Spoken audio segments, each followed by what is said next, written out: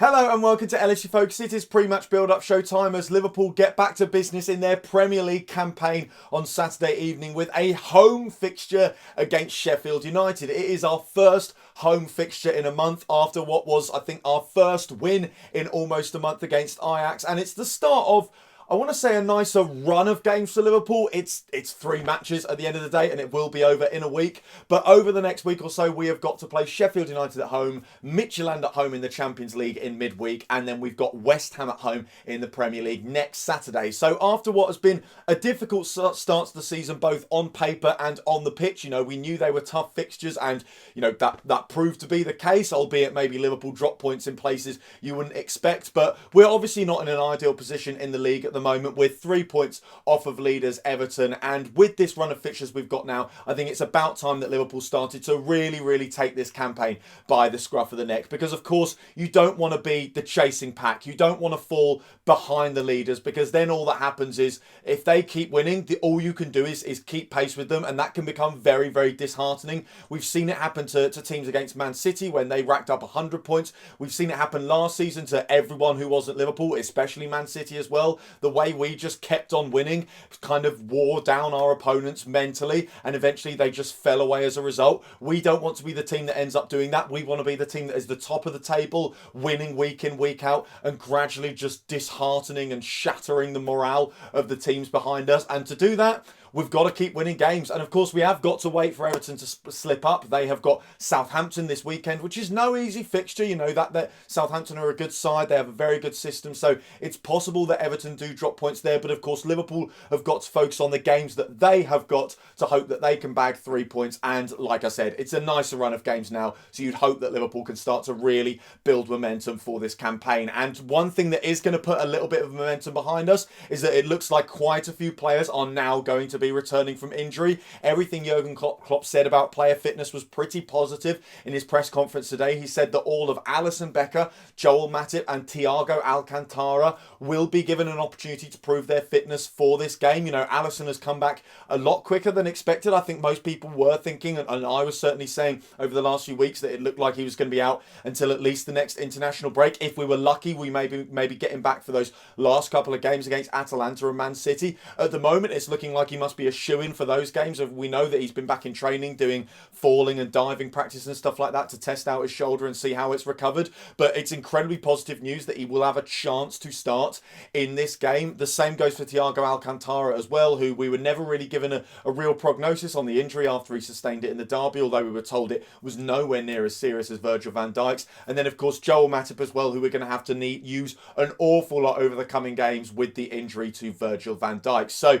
obviously I'm not saying any of them are definitely going to start. I'm not saying any of them have been ruled out. Jurgen Klopp has said that all of these players are being taken on a day-by-day basis, and it feels like we're probably going to have a lot of that this season simply because of the congested nature of the fixtures. It's going to be very difficult to tell a decent time scale of when players are going to recover, because you're going to get a lot of these situations where lads have to drop out the side for just 1 or 2 weeks because they've picked up a knock. And of course, with the again the nature of the fixture list, 1 or 2 weeks out the side, that's not just a couple of games now. That can be up to 5 matches depending on where you are in the season. So Liverpool are going to have to be careful, and of course I doubt they're going to risk Matip, Thiago or Alisson if they're not available, but the fact that we at least have the chance to play them in this game is of course a massive boost. Naby Keita is another player who Jurgen seemed to suggest might play a role in this game. He didn't say whether he was facing a late fitness test or anything, but when he gave the list of players that weren't going to be available, Naby Keita was not on that list, which is fantastic. Of course, Virgil van Dijk is going to be out for a while.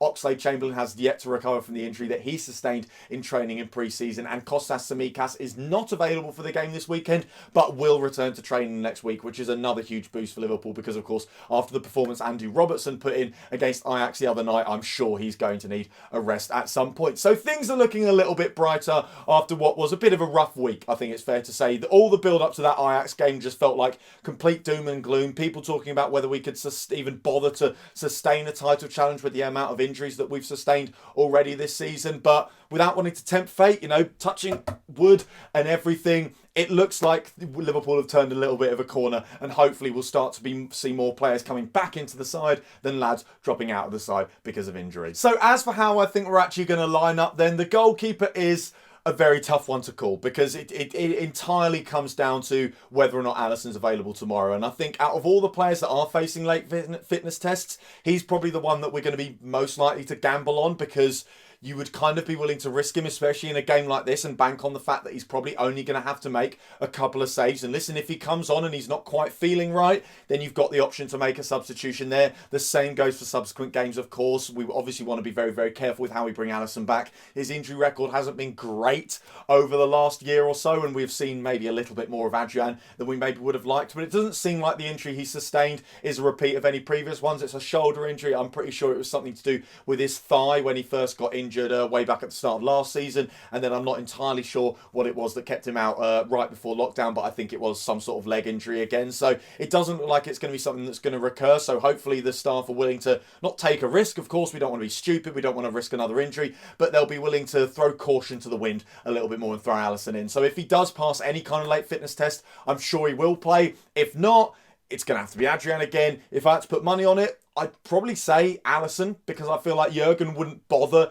mentioning it in his press conference. He would try to temper expectations and say that Alisson was still at least a week off or something like that if he wasn't going to be available for this game. And like I said, because he's a goalie and because he's probably only going to, hopefully, fingers crossed again, touching wood, yada, yada, yada, he'll only have to make a couple of saves or something like that in this game. If Liverpool perform to the best of their ability, then it's kind of worth the risk. So I do think Alisson, not Adrian, Alisson will be the starting goalkeeper, but do not be surprised, of course, if Adrian gets yet another game between the sticks. Ahead of him, I think it's going to be Gomez and Matip as the centre-half pairing. I think because Matip was only taken out of the Ajax game as a precaution, it was never really announced that he had some kind of injury. I think he just went for a scan after the derby because, of course, it was his first 90 minutes coming back after injury, and I don't think the plan was ever for him to actually play the full game, and there must have been some kind of knock or small issue that just made them think, you know what, let's not risk it at all. Let's just keep him behind, allow him to rehabilitate at Melwood rather than flying him out to Holland when he's probably not even going to be able to play the game. And then in theory, the idea behind that is that he should be available to play this game, so we can do a little bit of rotation with our centre halves, because of course with Virgil van Dijk now, we need absolutely every option available to us in that berth. So I think Matip will be in the side, although of course again, don't be surprised if it's not him, it probably will be Fabinho. And then I think Gomez is pretty much nailed on to start this match after an improving performance against Ajax. I think it's fair to say he started ever so slightly wobbly in the first half, but I think he definitely grew into it more as the game went on, and as we got into those latter stages where we were aware that we were kind of digging in to try and secure that 1-0 win, and the clean sheet became very, very important. Joe Gomez became paramount to what Liverpool were doing. So I was actually quite pleased with his performance, and hopefully he continues that upward trend with his form and takes on even more responsibility and even more impetus in this game. So I think it's going to be Gomez and Matip as the centre halves. I think Trent Alexander-Arnold and Andrew Robertson are going to be your fullbacks. I think we maybe see some Nico Williams over the next couple of games. I think likewise Tsimikas. Hopefully he's back for that West Ham game next weekend. I think ideally you'd maybe think Williams plays in the game against Midtjylland on Tuesday night, and then Tsimikas comes in should he be fit for the game against West Ham next week. But I think for now, while we're still tinkering a little bit with the back line and making sure that they settle well after the blow that is Virgil van Dijk's injury, I think it's quite good to stick with the two main fullbacks, and of course both of them put in very, very solid performances against Ajax, pardon me. So I think that's going to be the back line. Ahead of them, the midfield, I think Henderson has to start. Only played 45 minutes in the game against Ajax, so he should be absolutely fine. A lot of the other midfielders played a hell of a lot of the games, so it's a little bit of a balancing act here with what we do. I think Gini Wijnaldum will start, but I don't necessarily expect to see him play the full 90. I think maybe Milner comes in for the last half hour, or Naby Keita if he's fit. Again, that also depends on the state of the game as well. If Liverpool are chasing a goal, you want someone like Keita on. If Liverpool are looking to see out a 2-0 win or something like that, then it'll probably be James Milner that comes in. And then the final midfielder, I think, is going to be Curtis Jones. Put in a decent performance against Ajax in midweek, and of course only got 45 minutes as well as Jordan Henderson. So both of those, I think, are reasonable guarantees for the midfield starters in this game. And also I thought while his performance was lacking a little bit defensively, he still leaves those spaces behind. It shows that kind of naivety that I think characterised the early stages of Naby Keita's Liverpool career as well, where he's still getting used to the system and exactly what we do demand of midfielders. And of course we want him to get forward and link up with the front three, and we expect him to be the most advanced of the midfield three because of his skill set. What we've seen with Naby Keita, I think certainly since the start of this season, is that he's settled a little bit more into a traditional number 8 role rather than a deep lying 10 who's going to bomb on. he does as much business in that engine room area as he does in the final third. So I think maybe Curtis Jones needs to get used to that a little bit more, but a home game against a team of Sheffield United's calibre and a team that's having a season like Sheffield United are having so far, I think that's a relatively safe bet for a game that you can start Curtis Jones in, and I think his form definitely warrants it. So I think he'll start, I think Henderson will start as the 6, and then I think Gini Wijnaldum will complete the midfield, and as I said, we may see a little bit of substitutions to make sure that no one gets too tired in that area of the park. And then ahead of them with the front 3, I think Salah and Mane, having both only played an hour against Ajax, I think the idea of them all coming off the whole of the front 3 on the hour mark was definitely to make sure that all of them are at least fit enough to be in contention to start this game. I think Salah and Mane definitely starts it. However, Firmino's form is not great, I think it's fair to say, this season. He hasn't scored yet, and he hasn't done the other things that we expect of Roberto Firmino. We'd obviously, the role that he plays, he's a false 9. He comes deep. He's more creative necessarily than he is a goal scorer. He's kind of like a very high 10, if you will. And of course, he also drops into deeper midfield areas as well. But he's not really doing that to the best of his ability at the moment either. The goal scoring is missing, and the rest of the players missing as well. And I think for Minamino even has started the season well. He looks like that pre-season has done in the world of good. He's bulked up a little bit. He looks a couple of yards faster, a couple of inches wider and everything. He looks more suited to playing in the Premier League, and he plays faster as well. He's adjusted to the pace of the game in England now, and the pace of that his Liverpool teammates play the game at as well. And I think he seems to be being like kind of carved into that Firmino role. The idea seems to be that once Firmino is getting a little bit older and can't play as often as possible, and I don't think that's at the moment. I think Firmino's still got plenty of years at the top left in him, but once that does happen, the idea is that Minamino will be more than ready to fill his shoes. But in the meantime, if Firmino's not performing in any real capacity, and Minamino started the season well and is doing more than you could possibly ask for from him, then you've kind of got to give him the start. Otherwise, it's very disheartening for the lad, and it's disheartening for the other players as well, because it shows that sometimes it doesn't matter how hard you work and how well you play, you're still not going to get in the side, even when the opportunity seems to be knocking for you. So I'd quite like to see Minamino in this game. Of course, Firmino on the bench, and by all means, bring him on. I think it would be good to play him into form at some point, and maybe that game against Midtjylland on Tuesday is the ideal scenario for that. But in the meantime, I think Minamino deserves more than just a few bench appearances. The same goes for Diogo Jota as well, but of course that's a slightly different situation because Sadio Mane is absolute mustard, and it's very hard to keep him out the side. So he's probably got to rely on more of a rotational role, unless he can carve himself out as a possible false 9 as well. But I think he works really, really well in that left wing role, and obviously it's fantastic to be able to bring him on from the bench as well as an impact substitution. But I do think we should see at least a little bit of Minamino in this game, and if I had to put some money down, I'd say Jurgen Klopp would actually be a little bit ruthless and swing the axe on Roberto Firmino's starting berth and bring in Minamino as the starting forward with Salah and Mane either side of him. So taking a quick look at Sheffield United then, of course, one of the most interesting things